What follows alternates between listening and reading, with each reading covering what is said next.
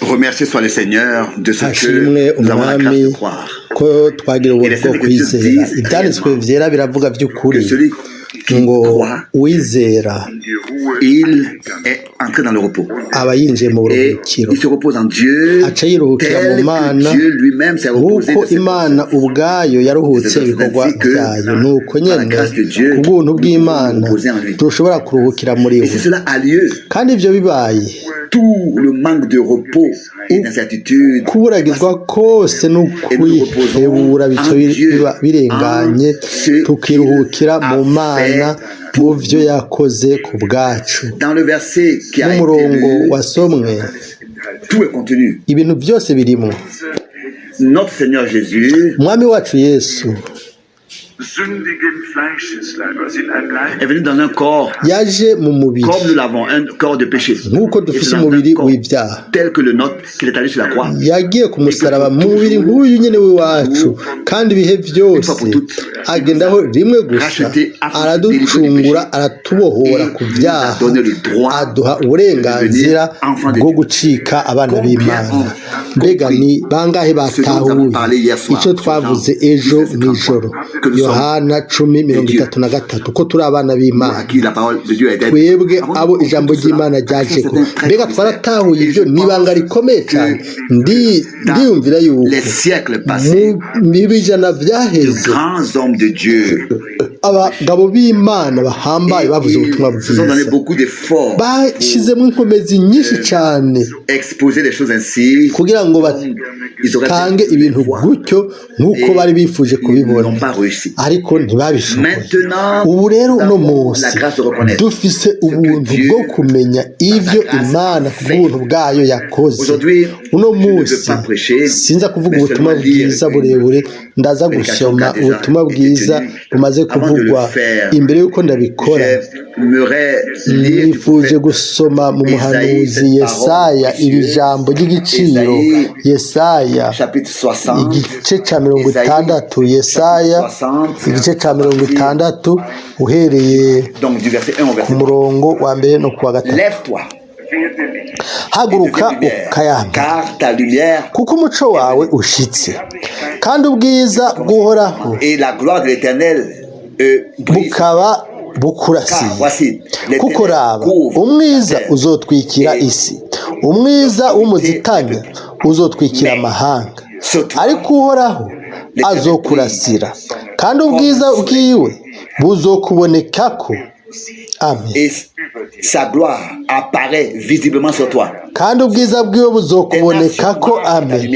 amahanga azoza ku muco wawe n'abami bazoza ku gukayangana kwawe Desquels tu brilles. amen La amen prédication que ubutumwa bwiza tuza kuvuga ko uno munsi bwitwa allumer la lumière. kwatsa umuco Et en cela, kandi cette muri prédication, frère Branham ubwo butumwa bwiza mwene data a Branham utilisé les deux écritures. yakoresheje ibyanditswe bibiri La première du prophète Esaïe, icya mbere cyo mu muhanuzi Yesaya 42 umurongo wa 6 gushika ku murongo w'indwi no muri Matayo igice c'indwi igice ca 4. Et ici, je lis d'abord hano ndasoma verset du prophète umurongo wo mu muhanuzi Yesaya 42:6 ati jewe uhoraho pour le salut. naguhamagaye mu bugororotsi nzogufata nkuzigame Et ngutange je t'ai établi pour traiter alliance ngubere abantu isezerano tout au passé. Pour être la mu kidage biri lumière, muri kahise ouvrir les yeux, n'abanyamahanga ubabere umuco nguhumure impumyi les captifs ngusore imbohe et de leurs cachots Nibohero, qui habitent n'abicaye mu mwiza ngo bave mu nzu y'imbohe aussi l'Éternel. Et bicaye mu dans mwiza du deuxième verset, mu murongo wa kabiri dans, qui est dusoma mu isezerano rishasha akanya ego Matthieu chapitre 4, Matayo 4 à partir guhera ku murongo du verset 15. Le peuple murongo wa de Zabulon 15 et de Nathalie, de la ngo igihugu ca Zabuloni au-delà n'igihugu ca Nafutali ahereye ku kiyaga hakurya ya Yorodani i Galilaya h'abanyamahanga. Abantu bari bicaye mu mwiza babonye umuco mwinshi, kandi abari bicaye mu gihugu c'urupfu no mu gitutu cago umuco urasiye kuri bo. La région et l'homme de la mort. Amen. À ceux, la lumière s'est levée. Vraiment. Dès lors, Jésus commença. Guhera ubwo Yesu atangura kwigisha ati mwihane kuko ubwami bwo mu ijuru buri hafi. Amen. Amen.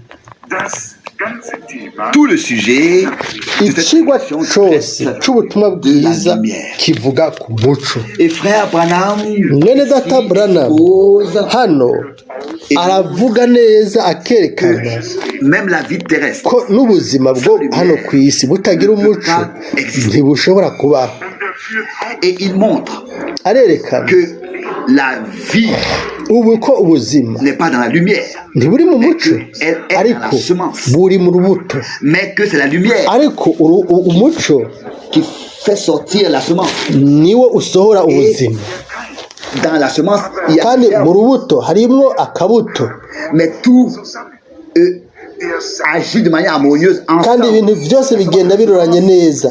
Imbuto ni imbuto, umuco ni umuco, ubuzima bwo mu kabuto n'agatima atari ku rubuto, ariko byose bigenda biroranye ku bw'Imana.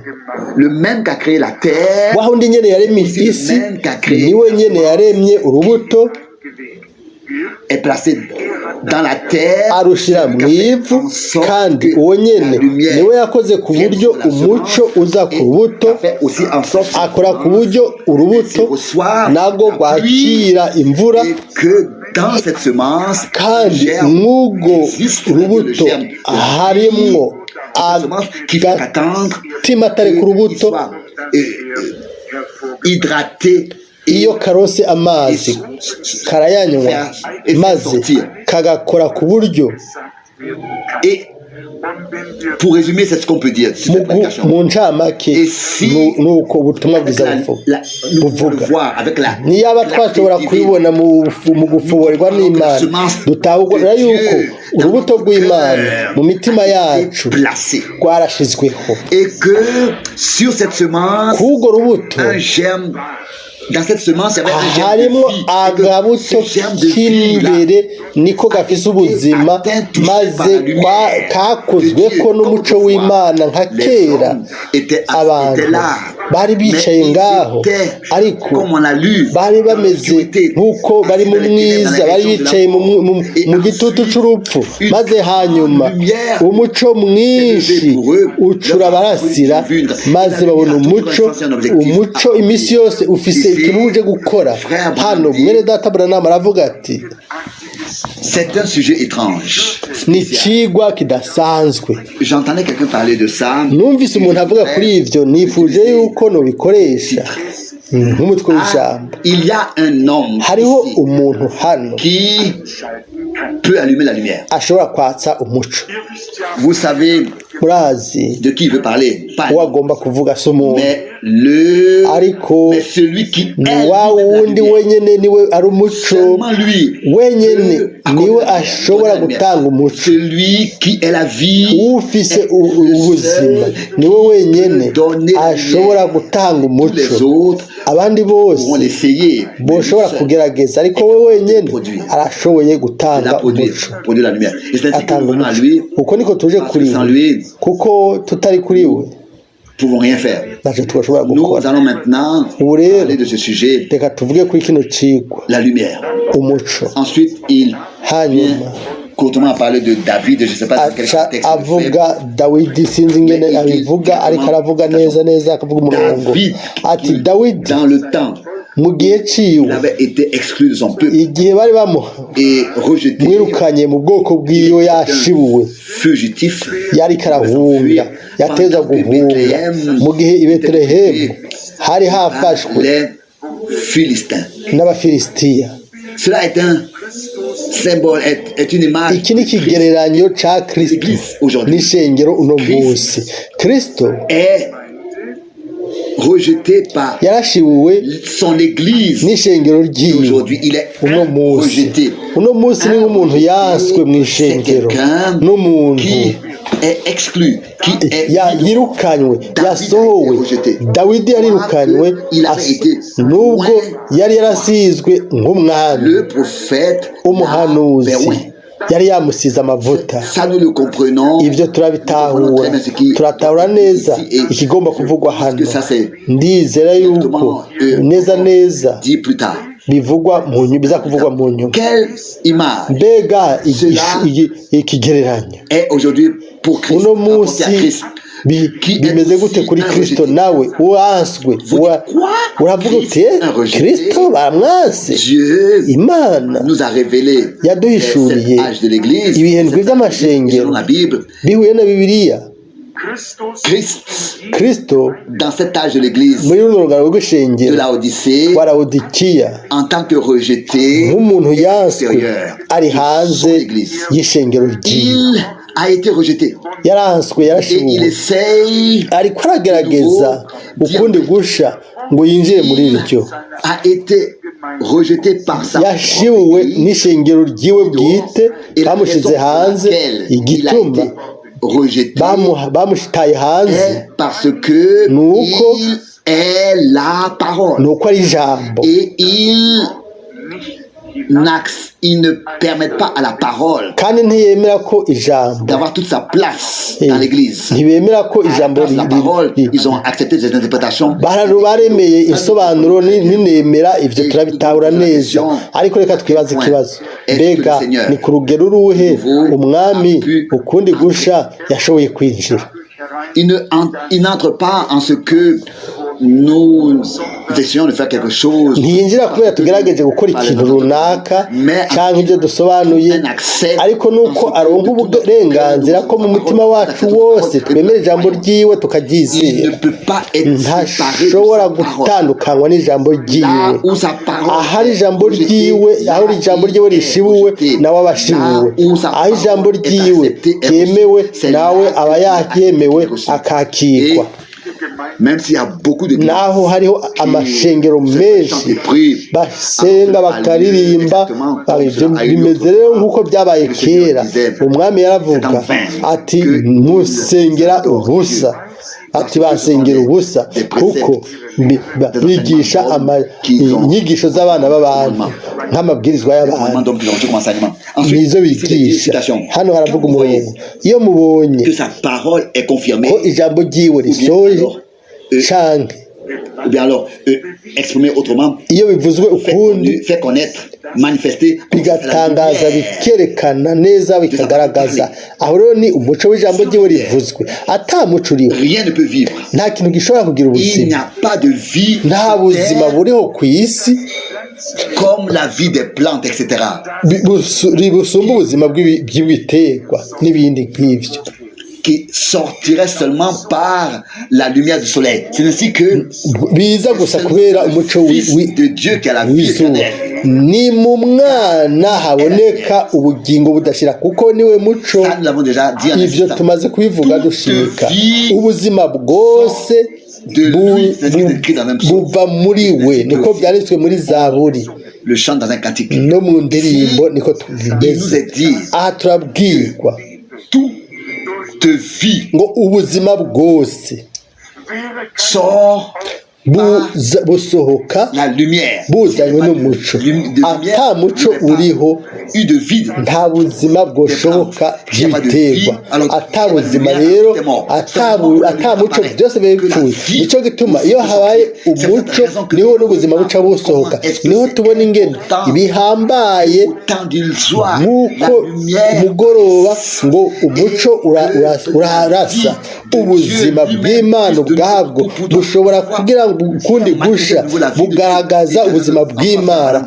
Mwene data Branham avuga ati urubuto rwari rusanzwe ruri ngaho, biranditswe neza ijambo ku rindi mu byanditswe. Imana yavuze ngo isi ni imeze imbuto, ibiterwa, ibiti bitanga ivyamwa, kimwe cyose nk'uko kiri. Aho rero mwene data Branham agomba kuvuga yuko imbere y'igihe hariho imbuto mu ivu mu isi. Ubu rero Imana iravuze maze umuco umaze kubaho rero imbuto zari ngaho zica zirasohoka. Bakundwa, twebwe dufise uko kwizera yuko mu bihe bidashira, twinjira mu bihe bidashira, twari twaragenywe ngo tubone mu nyonga h'Imana. Imbuto z'Imana zari muri twebwe, ariko hari hakiri umwiza, byose byari bipfuye. Ariko mu gihe umuco watse, aho rero imbuto zaciye zironka amahirwe kubwo umuco zica zirasohoka. Ni ukuvuga inyuma y'uko Imana imaze kuvuga, inyuma y'uko Imana ivuze, aho niho umuco waciye waka, maze icitandukanya umuco n'umwiza. Uko niko urubuto ubuzima bwaciye busohoka. Uko kandi niko avuga ati ni gusa mu mwana w'Imana niho hari ubugingo budashira, kuko niwe muco. Hanyuma uwundi murongo, Imana yamikora co kimwe iyo iriko de vouloir utiliser quelque chose, igomba gukoresha ikintu nk'uko byabikoze kera igihe yariko d'utiliser cette vieille étoile, ikoresha ya nyenyeri ya kera canke yasi ya kera. Mu gihe yagomba kuyikoresha byari bikwiye yuko il sépare la lumière des ténèbres, tandukanya umuco n'umwiza. Si il a l'intention nimba yifuza gukoresha umugwi w'abantu, il faut birakwiye qu'il yuko fasse la même chose, ikora bya bintu, itandukanye umuco n'umwiza. quand il veut iyo utiliser un igomba individu, gukoresha une umuntu personne, umwe il ku ruhande rwiwe, sépare la lumière des ikitandukanya ténèbres. umuco n'umwiza. Ça, ce sont des paroles ayo n'amajambo précieuses qui sont exprimées, n'ivyumviro by'igiciro biriko biravugwa alors que hano. Dieu Mu gihe Imana va créer yari cette yaremye planète-là, terre qui était enveloppée dans les ténèbres. yari itwitswe n'umwiza, Dieu voulait l'utiliser. Imana yagomba kuyikoresha ngo yimeze Il a d'abord ishobore kumera ibwa mbere, appelé à l'existence yabanje guhamagara umuco. pour Amen. que kugira tout ngo le reste ibisigaye byose prenne forme, bishobore kuronka imero, bishobore guseruka, bishobore kuboneka, kandi byose bitonde et la même neza. chose Co kimwe trouve aussi là lieu ibintu spirituellement. byose mu buryo bw'impwemu biriko biraboneka Ce ne sont muri pas des hommes qui nerunga. ordonnent des choses. Si abantu batondeka ibintu, Ordonnent, chacun abantu dans son église, umwe wese chacun aratondeka dans mu sa idini dénomination, ryiwe, mu idini ryiwe akabitondeka neza, ariko ku mpera de manière merveilleuse ordonnée. bose baba babitondetse neza, ariko atamana irimwo. Et à quoi que me sert None byomfasha iki si kuba Dieu n'est pas dans natondetse cet ibintu ordre? byiza niyo gahunda Imana itari muri yo? Imana ordre. ifise gahunda yayo Son bwite, plan. irafise umugambi wayo bwite, il uwo l'exécute mugambi encore irawusohoza avec son ordre. bihuye na gahunda yayo. Citation. Hanyuma haranditse Dieu umurongo sépare ngo la Imana lumière iratandukanya des umuco n'umwiza, et les ténèbres de la lumière. maze igatandukanya Il avait umwiza n'umuco. séparé la mort de la vie. Yatandukanyije urupfu Ça, il le n'ubuzima. fait Ibyo par sa yama ibikora n'ijambo ryayo. C'est toujours Iminsi sa yose parole n'ijambo par ryayo laquelle cela a lieu. niryo ikoresha ibintu Et byose. ça aussi, nous devons toujours Kandi comprendre. ibyo nabyo reka tubitahure. Qu'est-ce que les gens Mbega abantu kera les jours mu gihe de la cy'iminsi Réformation, yo kugorora, qu'est-ce qui était sorti mbega ko et qui basohotse croyaient bakibwira et qui ont été séparés de ngo tous ceux qui étaient batandukanye restés n'ibintu byose dans byari les ténèbres. byarasigaye mu mwiza, C'était la parole. ariko ryari ijambo. La parole Ijambo était prêchée. ryari ryavuzwe mu butumwa bwiza. Abo bose bakiriye ijambo bakaryizera baciye basohoka. Et c'est ainsi que uko c'était niko aussi byari bimeze chaque no autre réveil. mu kanguru iryabaye ryose, ijambo inyuma rimaze guhishurwa, aho rero rica riba umuco. Et c'est ainsi que Kandi les uko hommes niko ont la possibilité de abantu marcher baba dans la bafise lumière amahirwe yo de sa kugendera mu parole muco w'ijambo ryahishuwe. Hanyuma uwundi murongo, co kimwe nyene Imana iriko irabikora uno munsi. Imbuto zayo zimaze kuba hano, ijambo ryayo. La seule chose ikintu dont kimwe la semence a besoin, urubuto rukeneye c'est de la lumière ni umuco sur elle. Que la lumière ugwakira tombe sur elle. maze est la umuco lumière, ugwakira we ariko niwe muco il est kuko la parole. niwe jambo La parole et la ijambo lumière n'umuco sont la même chose. ni ibintu ikintu La kimwe vie ubuzima qui est dans la lumière, buri mu muco la vie, la ubuzima parole, la vie qui est bw'ijambo dans la parole, ubuzima buri mu c'est la ijambo vie. nibwo buzima Eh bien alors, oui, c'est le germe de vie. ariko harimo akabuto Le germe de vie k'ubugingo est dans la semence, kaba kari qui est mu la- rubuto qui est la parole. ariryo Et la jambo lumière et maze la vie, umuco pardon, ahubwo mumbabarire ubuzima perce, sort du buca cœur et paraît à l'extérieur. bumena bugasohoka bukaza hanze Et peut-être un peu trop compliqué. kumbura ibintu birenga birasohanganye ariko nubwo biri uko ni ibintu biciye bugufi cyane urubuto ruba ruri Le ngaho germe de vie akabuto est k'ubugingo dans la semence. kaba kari mu rubuto maze urubuto ntabwo ni ijambo Et ry'imana nous natwe avons dufise reçu, twakiriye accepté, twaremeye neza n'umutimanama ijambo ry'imana maze umuco w'imana frappé wararashe ce grain urasira de kuri blé, rwa mais rubuto alors ce grain, rw'ingano alors, canke ce germe de vie, kuri ka et kabuto k'ubugingo le fait sortir à la uca usohora ubuzima turabona neza yuko atari ibyo twibwira ngo nk'umunezero cyangwa nk'imihezagiro ariko nico imana ku bw'ubuntu bwayo yakoze amen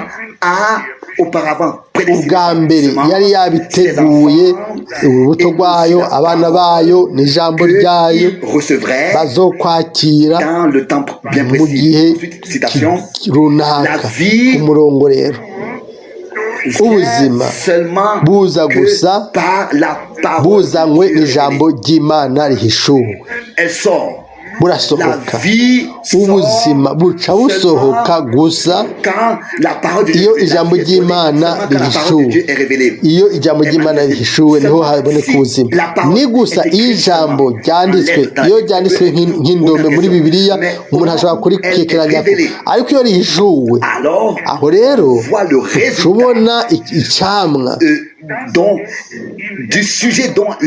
mu cigwa ibi bivuga ko ibyo bintu bica biba ibifatika bikaboneka abantu bakabikorako umuco uraka ukakira ku ijambo uko ni ku ijambo rivuga ngo ibyo ntibyagaragara buba ari ubuzima mu muco umuco uzana ubuzima.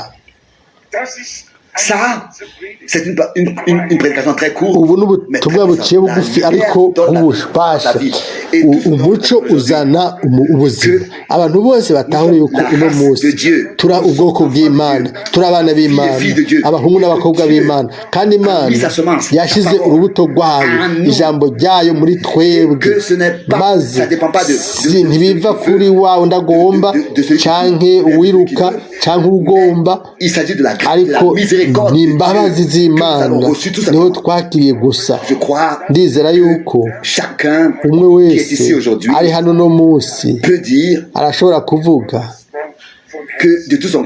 n'umutima we ati yizeye ijambo ry'imana atari nk'uko rivugwa gutya mu bintu ahantu hasanzwe ariko ni imana yarishyuye na muhemu wayo muri ino minsi yanyu ni umuco utanga ubuzima. Hano turabwirwa ngo mu gihe cyose ijambo ryanditswe muri bibiliya benshi barashobora kurikekeranya ko ariko iyo ijambo ryanditswe muri kino gitabo bibiliya iyo rihishuwe na muhemu yera rikaronka ubuzima na muhemu wayo mu mutima wanje no mu mutima wawe rikaba urubuto rusohoka mu buzima maze ubuzima buca butanga. Ijambo rero ntiryanditswe gusa mu gitabo ariko muri wowe no muri jewe rica rigaragara umuntu akaribona kuri wowe nanje ni imana bwayo nico igira ubuzima ku bwawe no muri jewe. Ndizera yuko iyo ariyo ntumbero y'ubutumwa bwiza bwose bw'ubutumwa bw'igihe cy'iherezo ko Kristo ubwiwe ashobore kuronka imero muri twebwe nk'uko byanditse muri Galatiya 4:19 dukure muri we dukure gushika aho tuba umuntu atunganye muri Kristo ntitugume turi abana b'imwemu oya ariko mu gukura dukure gushika aho tuva mu kwizera tukaja mu kubona Imana irafise inzira irafise intumbero irafise umugambi natwe hano ku isi nivyo yakoze ibintu byose neza yabiremye neza ariko Imana inyuma y'uko yaremye iyo nyene yaravuze iti yabonye yuko ibintu byose byari agahore kubera iki kuko yaciye ija kuruhuka turabona yuko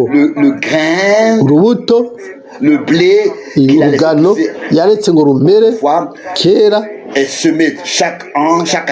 urwama rubigwa umwaka wose bakaronka imbuto bakaronka ivyamwa ibiti byose ikintu cyose kimera ivyamwa byose ibyatsi byose ivyo Imana yaremye bigasohoka biva mu isi gushika uno munsi biracamera bikabandanya bimena babitera kandi bikamera mbega Imana rero na mu bwoko bwayo ntiyoshobora kuba yosubira kurema ibyo yakoze mu ishengero yego ibyo neza bizibira n'iby'ukuri Imana yacu ni Imana y'ububasha n'ubushobozi ibintu byose ibifitiye umugambi kandi ifise n'ibyagezwe ibyo yashize muri ibyo bintu mwene data yasomye ku byerekeye icyagezwe cy'urupfu n'icyagezwe cy'ubuzima kandi muri ivyo intsinzi y'ubuzima urupfu yaragaragaye amen Yesu Kristo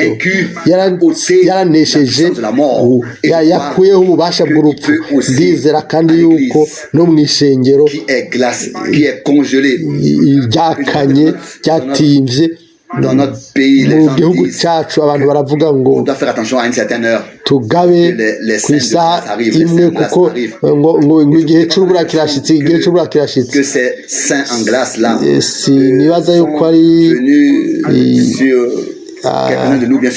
ibyo bintu by'urubura rwera bibi ibyo bintu by'urubura rukanya cyane ngo nababera n'abantu bibwira ngo barera maze batinze nta kintu na kimwe aricyo murazi icyo ngomba kuvuga ku bw'ibyo reka tugume turi abantu bazima batanyiganyizwa n'ibice ntitwigire abantu badasanzwe no ku bintu by'isi mwene data Branham yavuga ati yaba yari hano mwese mutangaye ubutumwa bwiza tuzosubira kuvuga ko muzoraba mu ifoto yiwe yambaye impuzu z'abakoboyi nk'uko iminsi yose yambaye agiye guhiga uvuga uti uyu ni mwene data Branham a toujours prêché devant la chair. yamavuga ku butumwa bwiza tugasoma amabroshire ziwe yego nyene Branham yari umuntu asanzwe cyane yarazi byari kuja guhiga tugenda wambaye ikositime na cravate iyo avec des manchettes qu'on vient de recevoir, mais il va yagenda yambaye bivanye n'igihe rimwe na rimwe twaragerageje gufata iby'umubiri ngo tubishyire mu mpemu ariko by'ukuri duca tuba abera bakonje tugaragara yuko turabera ariko turi abantu bakonje ntitwigeze dutahura iby'imwemu n'iby'umubiri ariko bene data igihe cyarageze aho tugomba gutahura mu ruhande rumwe turi abana b'abantu n'ibyo ariko ku rundi ruhande turi abana b'Imana ndabingize mwitwararike mushiki wacu ariko twese tubone neza yuko ivyo tumenye yuko Imana mu buntu bwayo ifise umugambi mwiza cyane kuri twebwe kandi uwo mugambi arawusohoza muri no minsi yacu ibintu byose mu kibanza cyacu kimwe cyose mu kibanza cyacu kandi byose bizaba bimeze neza igihe ikintu cyose gifise ikibanza cyacu umurongo kandi ubuzima bwose bwo mu bigaragara buza kubw'ijambo izuba ni ijambo ryavuzwe yaravuze ati au ciel mu ijuru puisse mettre une grande lumière pour la journée, habeho umuco wakira umurango la nuit n'umuco mukeyi wakira ijoro. Ibintu byose byo mu buzima la parole bugaragara biza ku bw'ijambo ryahumetswe. fleur peut pas Ishugwe ntirishobora kumera parler de la parole ata muco w'ijambo uri kuraka ngo umurike, kuko izuba naryo ni ijambo ry'Imana. Yavuze ngo umuco nubeho, umuco uraza. et ainsi il est kandi uko nyine izuba la création que Dieu a appelée à l'existence par la parole. nico Imana yahamagaye ngo kibeho kubw'ijambo ryayo. N'ishugwe ryose Les gens veulent protéger uko abantu bogerageza gukingira cyangwa bakigira iki parler la biguma lumière. umuco n'ijambo ry'Imana. Niko tubona ko ku ntango ibyo byose Imana yarabihamagaye, maze mu buryo bugaragara bw'umubiri a mis la loi pour la yashizeho icyagezwe cy'ubuzima placer une loi pour les bwo ku isi, ubuzima busanzwe byose rero bibaho ku bw'icyo cyagezwe. N'izuba n'ibiterwa turabona yuko no mu buryo bw'impwemu byose bigenda biroranye n'ijambo ryayo muri no misi yayo. Hano tubwirwa ngo ishugwe ntiryoshobora kumera ata muco w'ijambo ryavuze ne venez pas sur elle. woza ku iryo shugwe. Même le soleil n'izuba est l'expression ni de ce que Dieu a prononcé. ijambo Imana yavuze yararihamagaye, yavuga ngo umuco nubeho, umuco ucurabaho. Que la grande lumière, yavuga ati umuco mwinshi cyane, le plus grand luminaire pour précipiter au jour et le plus petit luminaire pour igisi kinini, ikizuba kinini cyakire ku murango, maze ukwezi kwakire umwiza. Ntihanyereke ko atari ko bimeze mu itanguriro cya 16. Ibyo ntiho bihakana. Hariho ikimurika kininiya n'akamurika gatoyi, no mu buryo bw'impwemu niko bimeze. Le temps en arrière. Ntidushobora gusubiza ibihe inyuma, twe tugenda dutera imbere, ibya nyuma biriko birasohora. Nico gituma kuri benshi ntibitahuritse yuko ubutumwa bwiza muri kino gihe butameze nk'uko bwari bimeze nk'imyaka 100 cyangwa 50 inyuma. Abantu baribwira ngo yego ibyari byiza kiriya gihe ni byiza uno munsi, ariko bakunda Nowa yarafise ubutumwa. Igihe Mose nawe Musa yaseruka ntiyakoze ibyo Nowa yakoze mu gihe ciwe. Musa yari afise igikorwa c'Imana mu gihe ciwe. Abahanuzi bose b'Imana mu gihe cabo umwe wese yakira ijambo, yatanga ijambo Imana yamuhaye akarimuhishurira, bakora igikorwa bahawe. Nico kimwe na Yohana Umubatizi mu gihe ciwe yari afise ibango. Umwami Yesu nawe yari afise itegeko yagomba gusohoza, nk'uko byanditswe ibimwega n'ishengero naryo rifise itegeko ryaryo rigomba gukora nk'uko iryo tegeko ryarihawe. Ikintu cyose mu gihe cyacu. Hanyuma aravuga rero umundi murongo, ibintu by'imwemu, ubugingo budashira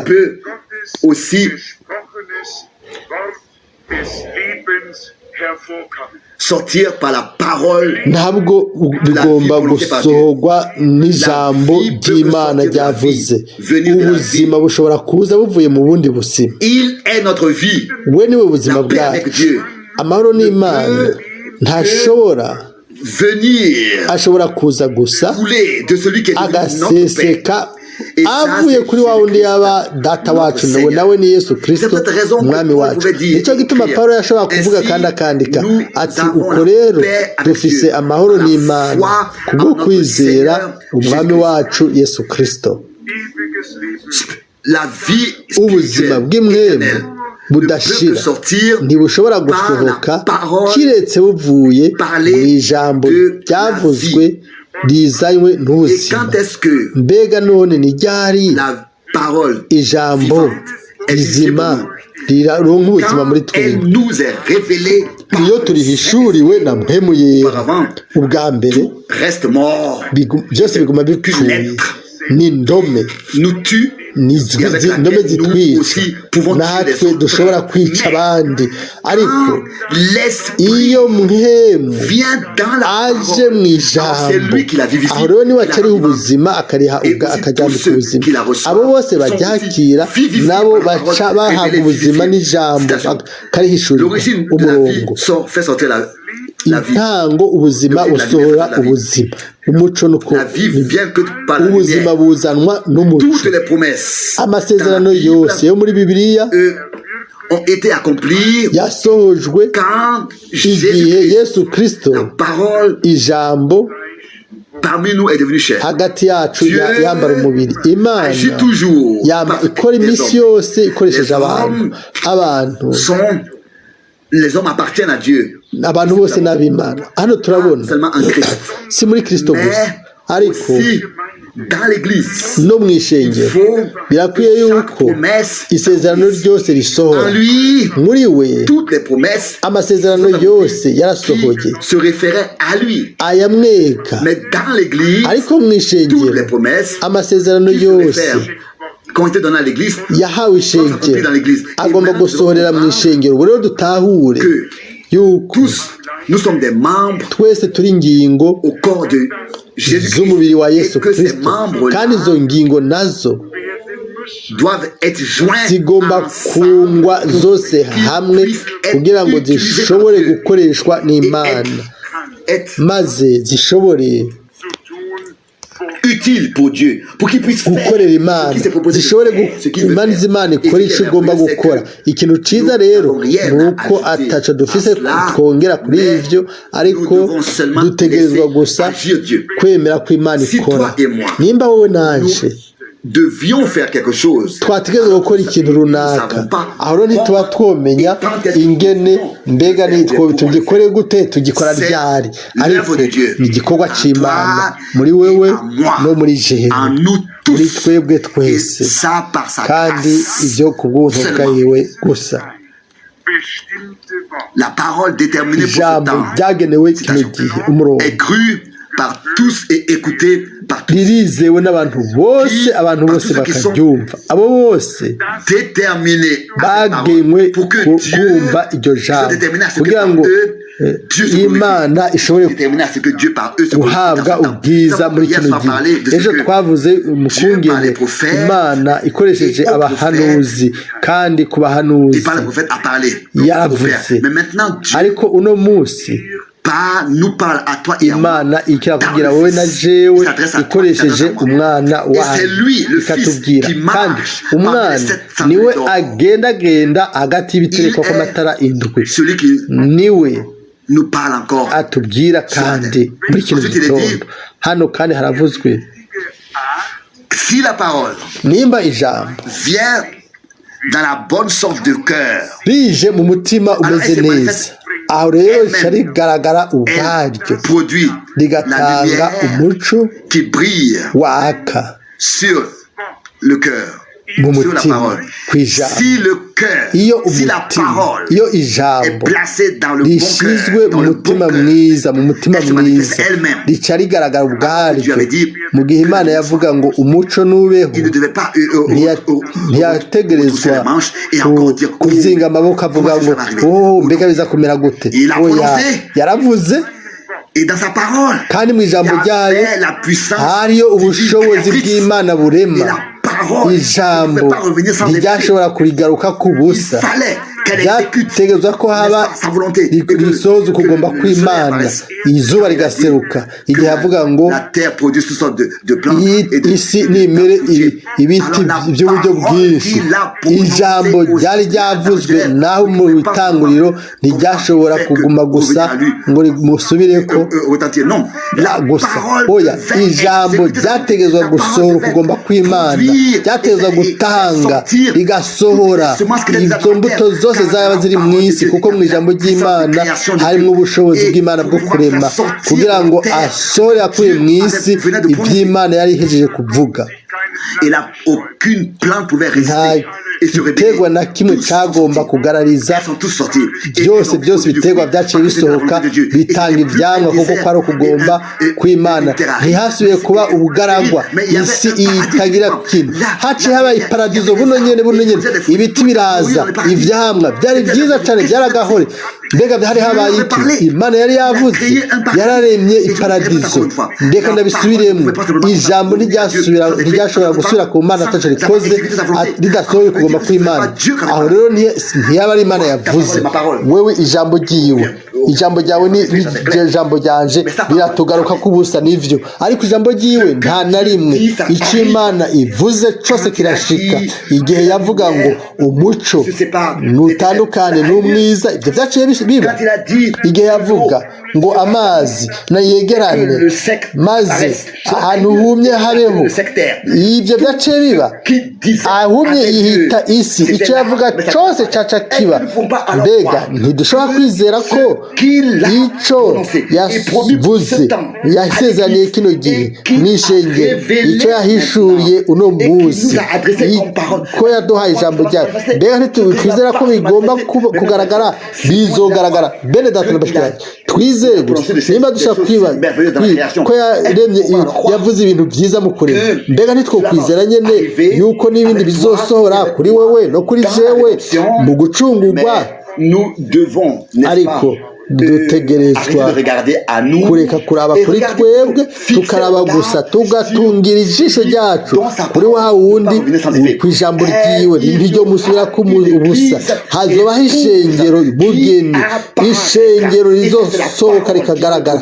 Iryo ni ijambo rizobikora mu minsi ya nyuma, icyete kizunguruka cya nyuma. Nivyo mwarasomye ubutumwa butumbereye bw'ishengero bw'umugeni, ubwo mwene data Branham yasomewe. Aravuga ati umugeni ku mpera azoba ari umugeni ijambo. Aho ijambo ngo ubwoko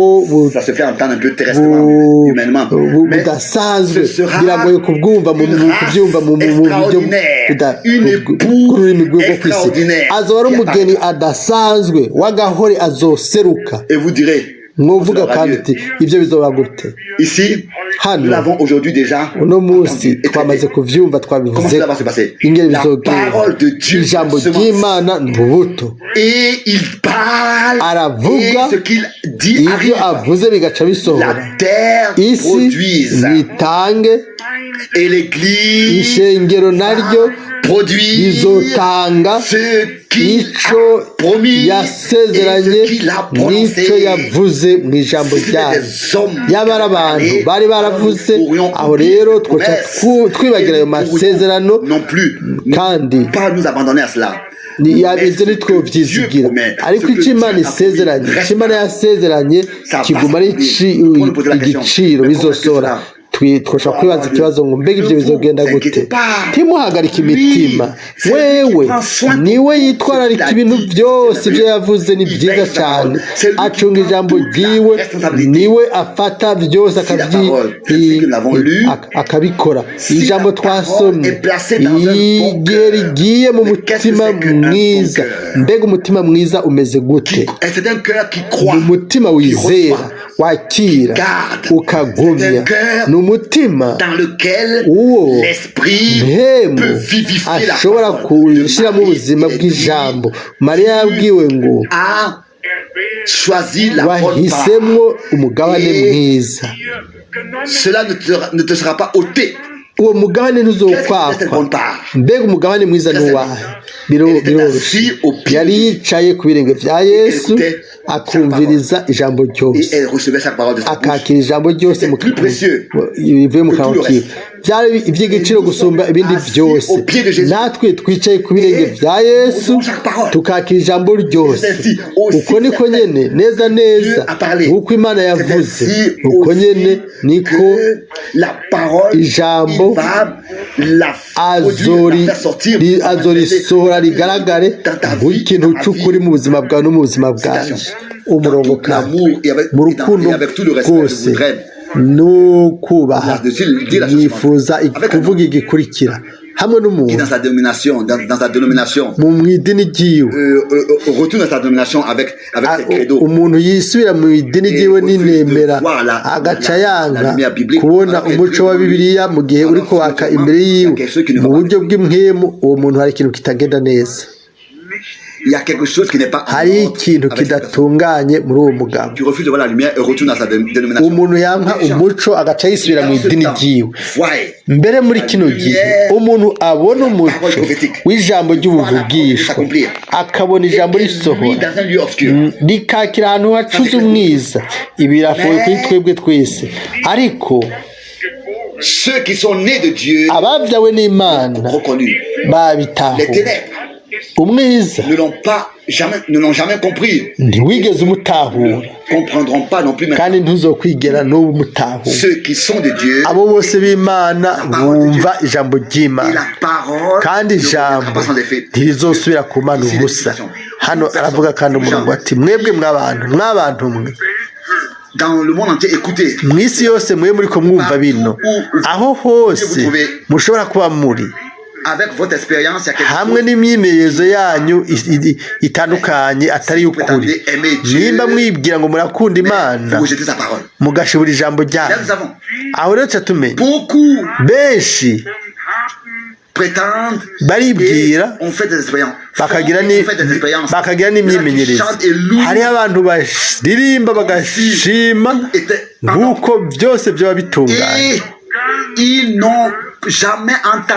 kandi bakaba batarigera na rimwe bumva icyo Imana yasezeraniye kino gihe cyacu. hari umuntu wese avuga ati mbega by'ukuri twizere ibyo bintu, turategerezwa, mbega birakwiye kwizera ibyo bintu, mbega ntibihagije ko umuntu yizeye gusa, biba bikwiye. ariko nimubivuge n'umutima utari mu byajya muri kino gitondo. Mbega ishengero ryose, umugwi wose wo gusenga, idini ryose, mbega ntibizera mu buryo bwabo by'ukuri, bose ntibafise uburyo bwabo bushasha nk'uko imbuto zabo ziri, nk'uko dushobora kubisoma mu butumwa bwiza.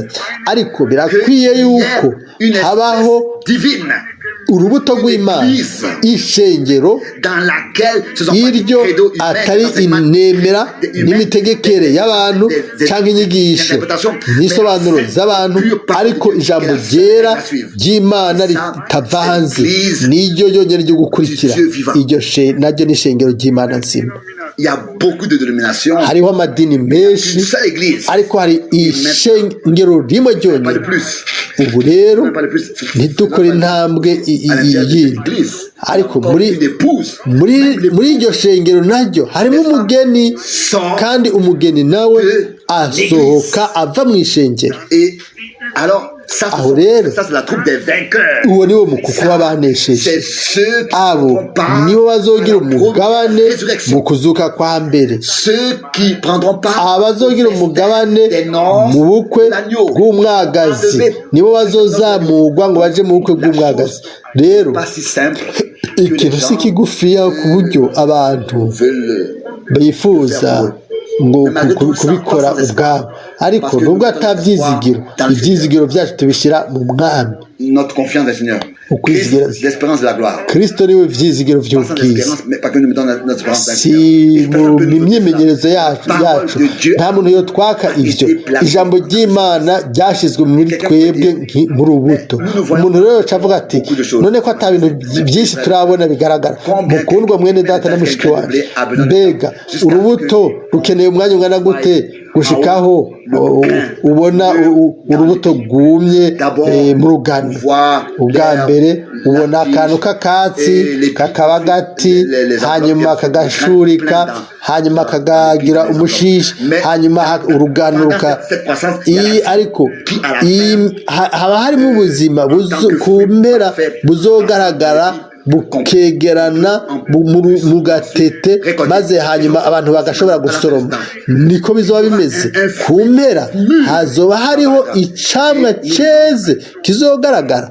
turavuga uwundi murongo, dans la lumière nimba mu muco w'Imana turiko turagenderamwo uno munsi. Alors prenez la parole. Nimufate ijambo ryahawe runo rungano. Nimba mugomba kugendera mu muco w'Imana, fata ijambo nimurifate neza neza nk'uko kuvayo igice ca mbere gatatu biba byaba yavuze ngo umuco nubeho umuco ucubaho. Mwatahuye ijambo Imana yavuze mu gihe cacu neza neza izorisohoza nk'uko yasohojeje ijambo mu itanguriro mu gice ca mbere umurongo wa gatatu. Byari isezerano yuko umuco ubaho, umuco ucuritaba uraza. Mbega ntibidukomeza mu kwizera co kimwe nyene ya Mana nyene ya yindi ku ntango yavuze niyo Mana nyene iriko iravuga ku mpera, kandi mu ijambo ryayo harimo ubushobozi bwayo nyene nka bwa bundi bwo mu itanguriro ca mbere umurongo wa gatatu. Si wowe canke jewe, si twe tuzotanga ivyo bintu, ariko ni ubushobozi bw'Imana kubw'iryo jambo nyene muri wowe no muri jewe bizosohoza ivy'Imana yavuze ngo bibeho, bizobaho nk'isezerano. Isezerano ryose uko rimeze kose, ivyo tuvyakire mu kwizera bizoba gutyo nyene. Umuco wabayeho, ijambo ryiwe ryari ryavuzwe, umuco waramukurikira maze ugatandukanya ugakuraho ibipfungu, maze n'umwiza ucuja ku ruhande, umuco ku rundi ruhande. Imana nivyo iriko irakora uno munsi, ituma ijambo ryayo ngo ritandukanye kuri ino saha. Mpemu yera nawe agacaza agaca aha iryo jambo ubuzima. Les ténèbres vont vers leur credo. Umwiza ugaca ugenda mu nemera no mu mitegekere, ariko umuco ugaca waka kuko ari ijambo ry'Imana, kuko ijambo ryiwe risohoza, kandi ugusohora kw'ijambo ryiwe niwe muco. Nta kintu umuntu ahimbagura, ariko ni ivyanditswe vyera. Iyi ni mirongo myiza cyane. Twese twoshobora kubandanya gusoma muri buno butumwa bwiza bwo kwatsa umuco, ariko reka dushimike muri bino bihe bya nyuma yuko mu butumwa bwiza bwahumekewe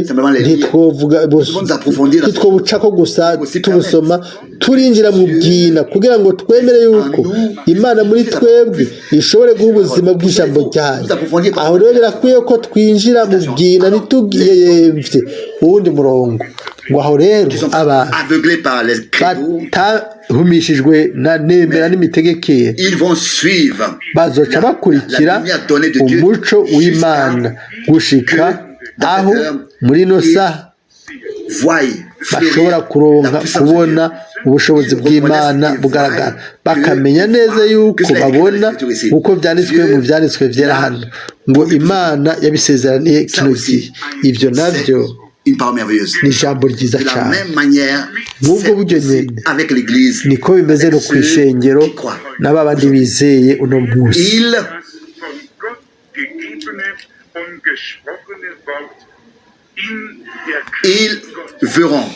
Bazobona ijambo ry'Imana rigaragara mu bushobozi bw'Imana, bazoribona rishurika ritanga amashurwe, kandi nk'uko ryatanzwe muri kino gihe, kuko byabaye kera byari bitwikiriwe n'umwiza, nta kintu na kimwe cari gifise ubuzima. Niko bikumbure n'uno munsi, naho byaba bimeze gutyo uno munsi. Mu kanya gato ukacubona ibintu byose birasohotse bije mu muco. Ikintu cyose kizanye icamwa kuko Imana yabivuze, kigatanga icamwa kuko Imana iba yabivuze, bigasohoka bikagaragara. Nta kintu kizoshobora kuzibira ivyo, nta muntu n'umwe azobihagarika. Nta kintu na kimwe cobaho ubuzima kiretse gusa ijambo ry'Imana ryavuzwe. Amahirwe yonyene amwe kugira ngo ubuzima busohoke ni kubwo ijambo ryavuzwe. Bakundwa, umuntu arashobora kwiremera ubuzima bw'impwemu n'umuziki mw'isi, ukarondera ikirere ciza, Et les gens peuvent penser que bagashobora kwibwira bati uru ni ubuzima bw'impwemu ariko bakunda ubuzima bw'impwemu buzanwa gusa ahantu hari urubuto rw'impwemu ubwa mbere rwabibwe gute umuntu w'umurimyi yorindira yuko urubuto rw'ingano rusohoka rukava mu murima wiwe atigeze abiba ingano ubwa mbere birakwiye yuko agenda kubira hanyuma agaca arindira ko azoronka umwimbu uko nyine niko bimeze no mu ijambo ry'Imana ijambo ry'Imana ni urubuto kandi urubuto ijambo ryarabibwe rikakigwa ijambo muri kino gihe ryarabibwe byarabibwe mu ishengero bizotanga ivyamwa vyaryo neza neza ivy'Imana yavuze byose bizogaragara nk'uko Imana yabivuze twavuga tuti ntiduhagarike n'umutima ni Imana izobikora gusa twebwe twihangane nk'uko vyanditswe ngo twihangane nitwamara gukora ivy'Imana igomba tuzoronka ivyo yasezeranye ariko twe tukagomba kwihuta twihangane tubone ibintu byose bisohoye ariko hari Ismaili kumbure n'uwundi ariko hacaba ingorane oya Imana nizo fata umwanya ukwiye nizo menya cyari zokorera kandi haranditswe ngo mugabo iyo tuvuze igiti cy'ubugingo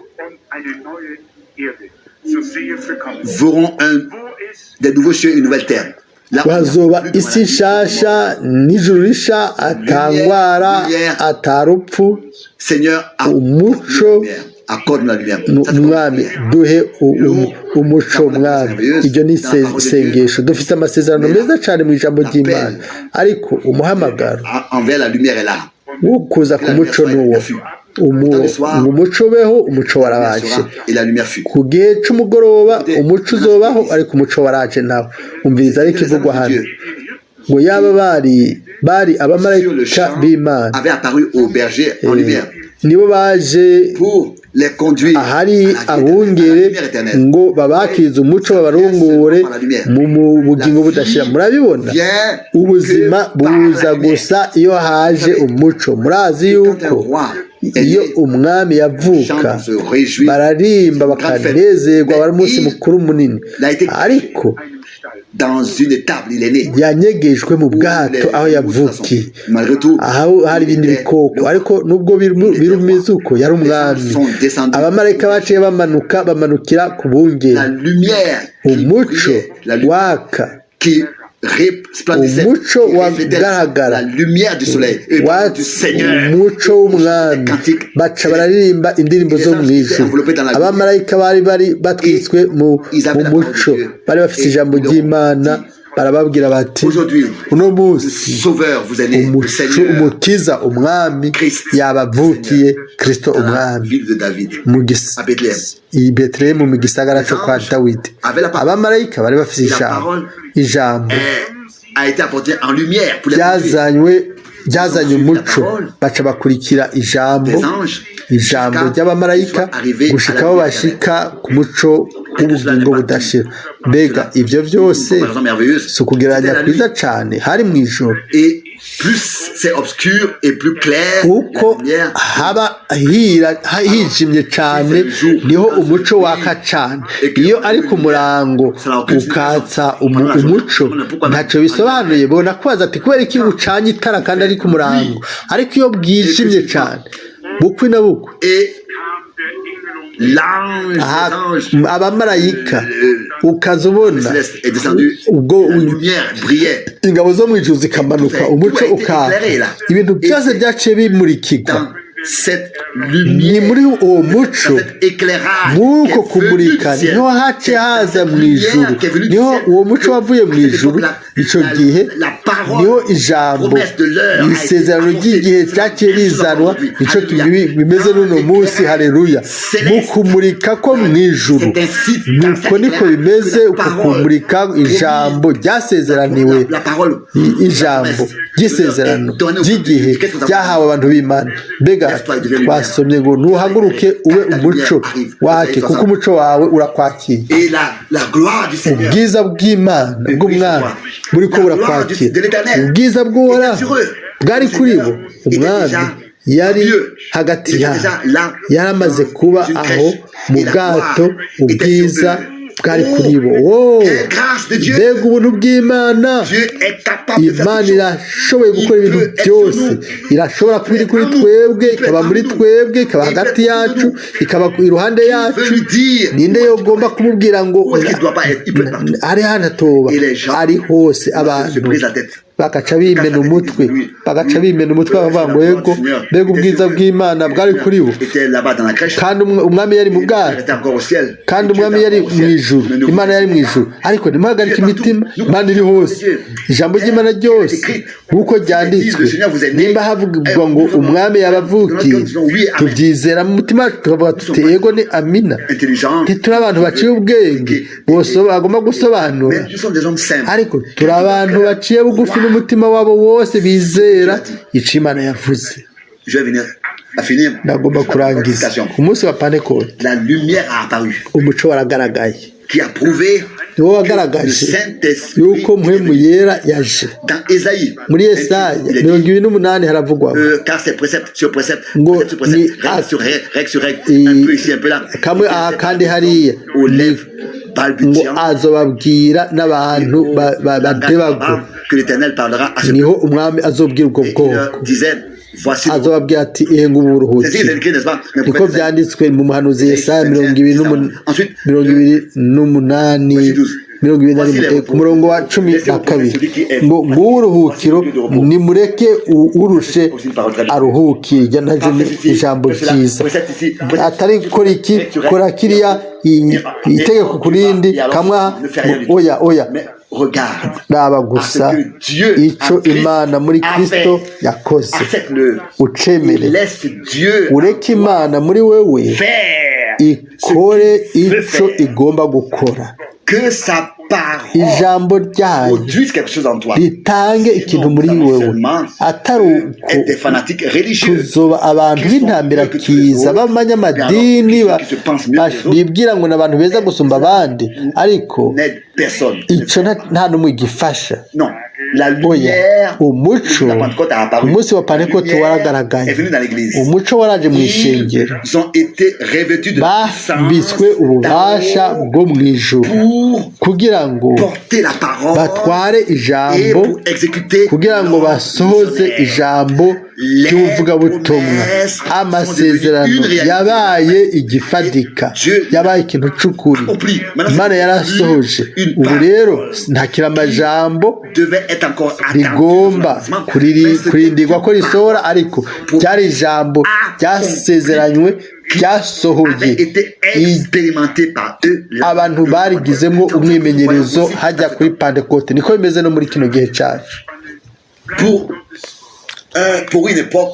mu gihe kimwe ijambo ry'Imana riba ari isezerano hanyuma rigasohora hageze natwe tukagira umugabane mu by'Imana ikirakora mu gukora ibyo yasezeranye bene data n'abashiki bacu Imana umwanya washitse aho Imana igomba gukora ikintu runaka si wowe kandi si jewe si uwundi uwo ari we wese tubayeho mu gihe Imana ubwayo igomba gukora icyo yasezeranye gukora yarungitse ijambo ryayo yaradukijije maze tumaze gukizwa indwara iragomba ko muri twebwe isohoza ijambo ryayo ntibibe gusa amasezerano muri kino gitabo icyo twise Bibiliya cyanditswe ariko nk'ikintu cy'ukuri gishobora kuba igifadika hanyuma aravuga undi mu rungano rwose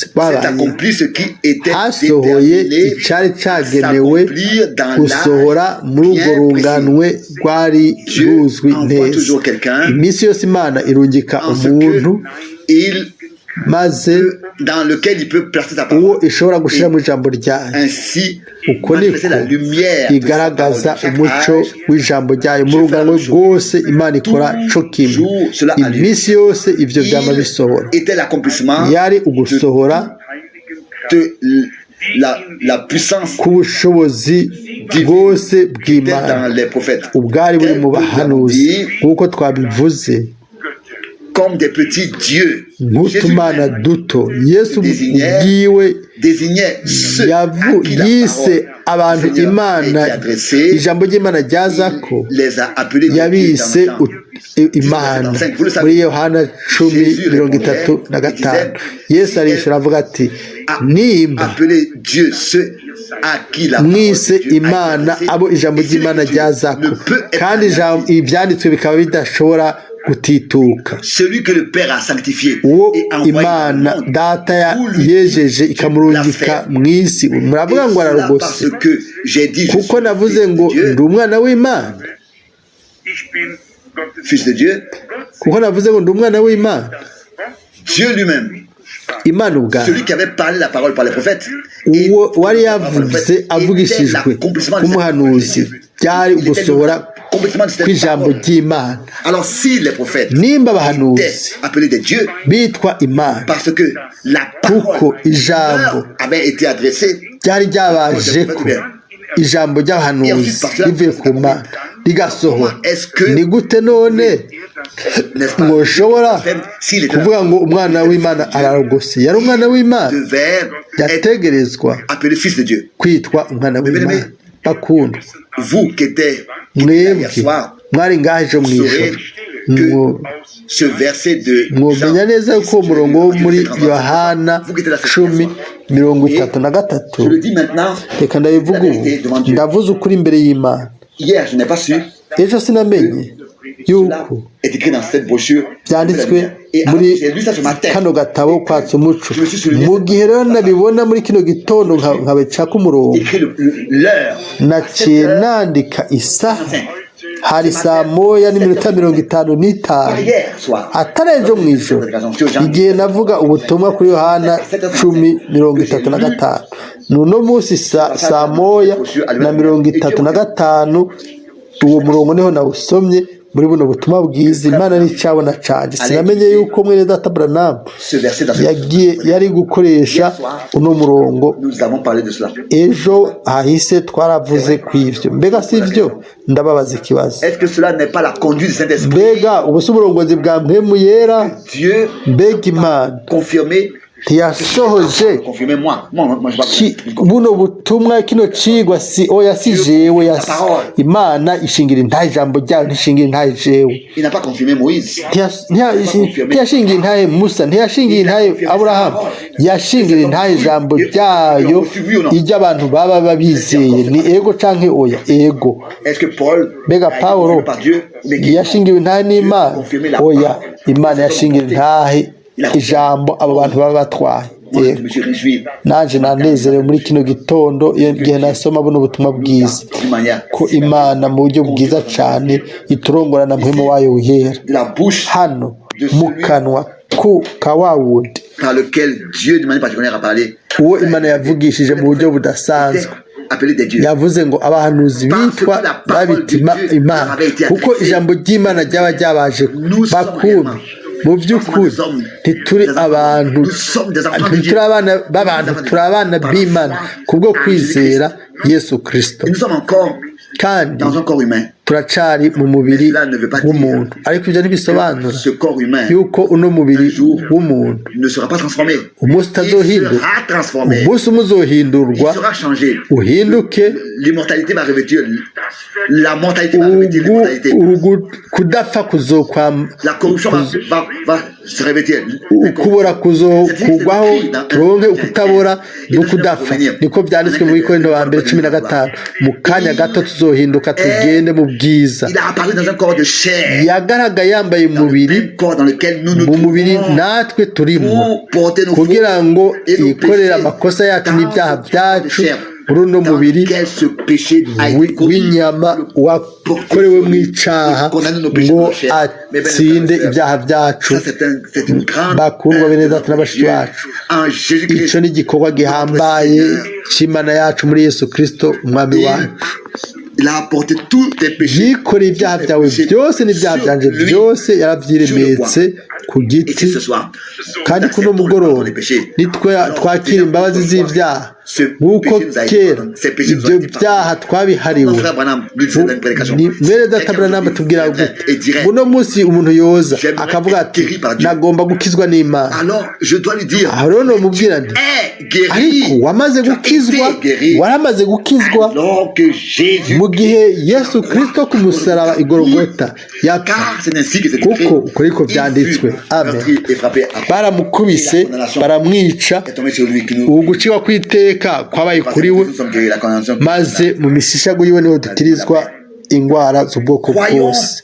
Igihano kiduhesha amahoro cyabaye kuri we. Nitwemere igikorwa cyuzuye cyo kuducungura cyabaye ku bacunguwe bose b'Imana yacu, bafise umugabane mu byo Imana iriko irakora muri kino gihe. Ubu rero mu mwanya mutoya reka tuvuge ku mubatizo. Singomba kubura ko bakundwa umushitsi yavuye muri Zaire, muri ambasade y'Zaire i Bonn ari hano, nagomba kumwifuriza akazi. Ndamwifuriza akazi. Ibyo ndabikoze mu izina ry'Umwami. Mwebwe muzi neza ibintu, murazi ibyo Imana yakoze. Ibyo ntidukeneye kubisubiramo ido n'ido nk'uko mbitahura. Ni bene data n'abashiki bacu bakundwa, abo dukunda bagomba kubatizwa n'umutima wabo wose, barizera. Muri ayo mahirwe rero, kuko neza inyuma ya kino gikorane haza kuba igikorwa cy'umubatizo nk'uko Bibiliya ivuga. Nifuza rero kuvuga hano kwerekana ko abo bose batigeze babatizwa nk'uko Bibiliya ivuga, nk'uko bivugwa neza muri Bibiliya. Ukwizera kubanza kuza, atari ukwizera gusa gusanzwe, ariko ukwizera Yesu Kristo umwami wacu. Benshi barafise ukwizera mu idini, uko si ukwizera, uko siko Bibiliya yita ukwizera. Nta nuko ari ukwizera, ariko hano ukwizera Yesu Kristo umwami wacu. Abo bose n'umutima wabo wose bashobora kwizera yuko Yesu Kristo ari umwana w'Imana, kandi ko ku musaraba i Golgota yapfuye apfiriye amakosa yacu n'ibyaha byacu, maze bakemera yuko yabatangiye amaraso yiwe yera akayamena kugira ngo ashobore gutanga impongano y'ibyaha byacu abihariwe. N'umutima we wose bw'ubwo buryo yizera ni muri Yesu Kristo wabambwe, wabyutse. Ushaka kwizera gutyo, uwo kandi mu kwizera mu mutima wiwe niwe yakira ibyo, arafite uburenganzira bwo kwemera kubatizwa. Kuko Bibiliya ivuga ngo uwizera akemera kubatizwa azokizwa. Amen. Ariko umuntu atizera azocibwa ko iteka. Cyo kimwe Bibiliya iravuga ngo mu Baroma 10 ukwizera kuzanwa n'ubutumwa bwiza, kandi ubutumwa bwiza buza buvuye mu ijambo ry'Imana. Ubutumwa bwiza buva mu ijambo ry'Imana. Ubwa mbere ubutumwa bwiza bugomba kuba buvuye mu ijambo ry'Imana, bukaza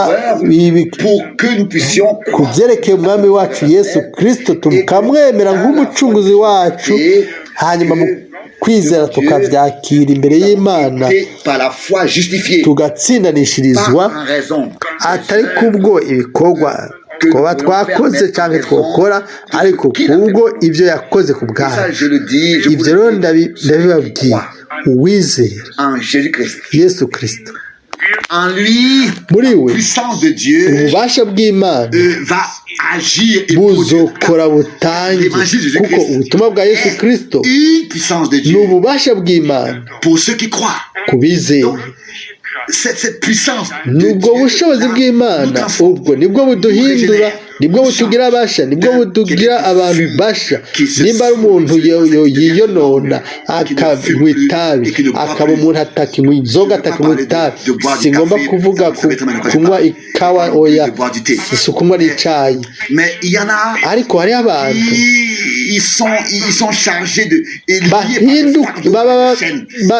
bari mu migozi ikomeye badashobora gufata ingingo ku kintu maze ngo bakigabe, ibintu akaba ari byo bibagaba. Ikintu cyose kikugaba kikagutegeka, icyo kintu utashobora, icyo kintu cyose kigutegeka kigusumbya inkomezi, abantu nk'abo dominés par plusieurs choses, bategekwa n'ibintu byinshi, des personnes qui sont liées, n'abantu bakiboshwe, nibo twita abantu baboshwe n'ingeso zabo, par ces fardeaux, n'imizigo yabo. Ariko ni kukwizera Yesu Kristo niho umuntu abohorwa kuri byose, ku migozi yose, bukwi na bukwi imigozi ikaca ikoroka. Abantu bari abantu banywa itabi inyuma rimwe, akanywa amatabi 40 ku munsi, amapaka 2. Amaze kubohoka ashobora gusokora itabi agaca dawa, agaca rishibura. Agombye kunywa itabi agaca rishibura, ntabishobore. Agaca avuga ati oya reka ntashoboye no kwihanganira akanuko karyo. Abazire ucumenya icyo cyabaye, ucumenya neza ko wabohotse, ko Imana yakubohoye by'ukuri. Imana yakubohoye. Nimba hari umuntu aboshwe n'inzoga ategerezwa kunywa, akasubira kunywa n'izindi. Reka rero ndababwire, ugomba kubohorwa. Aho rero utegekwa n'icyo kintu, icyo utegerezwa gukora cyose. Imana ivuga ngo uwo umwana abohoye by'ukuri aba yidegemvye. Ibintu byose bidutegeka, ibyo tudashobora kwihanganira ngo tureke, Imana igomba tureke tubibohogwe ko. Nimba hari ikintu kigutegeka, wemere ubohogwe n'Umwami Yesu Kristo. Turi hano ngo tugerageze ikintu runaka, ngo sisubire kunywa, sisubire kunywa itabi, oya, nimba ugomba kugerageza. Jewe byaba bimbabaje ngo mube nk'imbeba zo kugeragezwa ko, oya, nabyo twoshobora gushobora. Reka tureke Imana bariyo yikorere, kuko niyo ifise igikorwa cyo kubikora. Uvuga uti Mwami, jewe ndaje, sinshobora kubishobora, mfasha jewe, icyo gikorwa gikore muri jewe, imbohore. Muzobona yuko ivyo bica bikoreka. Amen. Izoba kiri intambara yo kugwana, ariko izoba ari intsinzi. Imana ishoboze umwe wese aje kuri we mu mutima w'ukuri. Nabivuzeho ku byerekeye abaje bizeye bakiri bato, mu buryo bw'inyuma bishoboka ko bitagaragara ko arabizera, ariko mu mitima yabo twabibonye ejo mu gitondo, benshi ibintu byinshi byarakoretse. Imana yabikoze muri bo, turabishimira Imana. Rero icyifuzo cyazanywe kubatizwa mu mazi, nicyo gituma iki cyumviro giciye bugufi ku mubatizo wa Bibiliya. Wowe wese by'ukuri yabaye uwizera mu Yesu Kristo, nk'ubwo buryo nyine ashobore kugendagenda mu nzira z'Imana, yemere abatizwe nk'uko birivuga. Uno munsi aronse amahirwe meza. Imana ihezagire bose. Niryo sengesho ryacu. Amen.